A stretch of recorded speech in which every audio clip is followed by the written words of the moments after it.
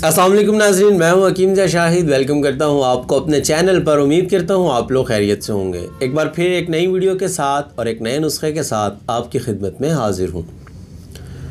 आज का हमारा मौजू जो है वो बच्चों के हवाले से है और जो बच्चे मट्टी खाते हैं उनके हवाले से आज एक नुस्खा आप लोगों को देने लगा हूं।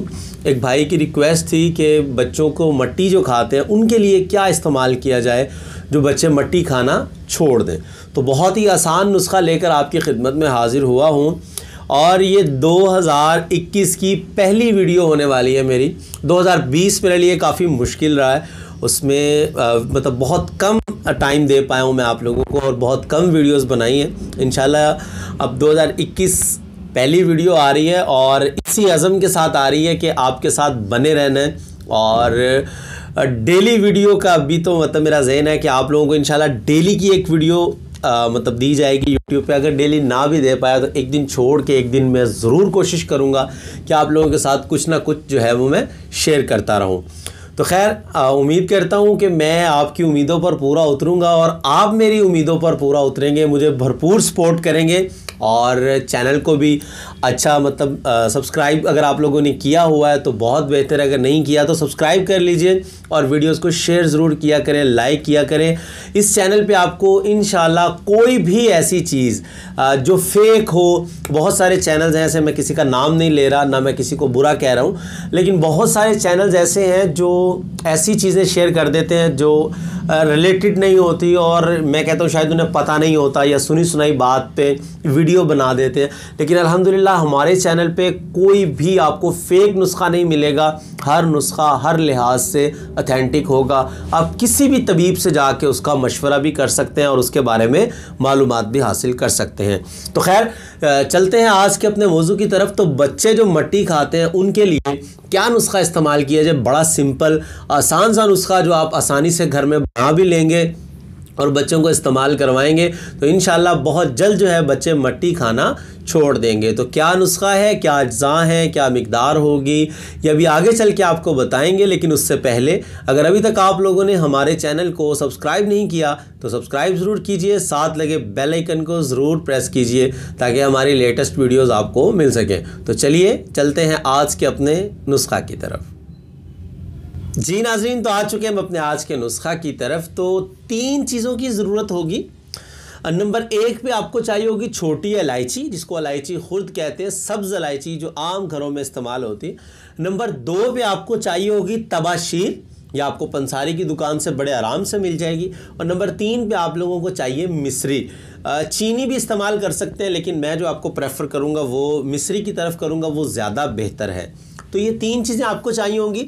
अगर इनके वज़न की बात कर लें तो आपकी सहूलत के लिए स्क्रीन पर भी लिखा आपको मिल जाएगा, नोट कर लिया करें। अब सबसे पहले जो इलायची खुर्द है, छोटी इलायची हमें चाहिए होगी 10 ग्राम और तबाशीर जो है वो हमें चाहिए होगी 20 ग्राम और मिस्री जो है वो हमें चाहिए होगी 30 ग्राम। ये 50 ग्राम टोटल वज़न बनता है तो इसकी थोड़ी सी पिसाई मुश्किल हो जाएगी, तो आप इसको डबल कर लीजिएगा तो ज़्यादा बेहतर हो जाएगा।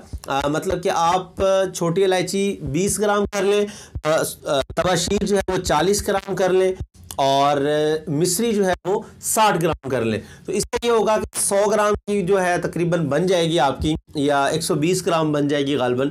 तो ये आपका सफ़ूफ सही तरीके से पिस भी जाएगा और तैयार भी। ग्राइंड कर लें, घर में कर लें या बाज़ार से करवा लें, वो आपकी मर्ज़ी।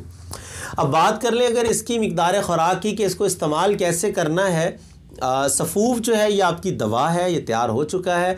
दिन में 3 टाइम आपने बच्चों को देना है। ये मीठा हो जाएगा, कोई मुश्किल नहीं होगा, बच्चा बड़ी आसानी से इसको खा लेगा।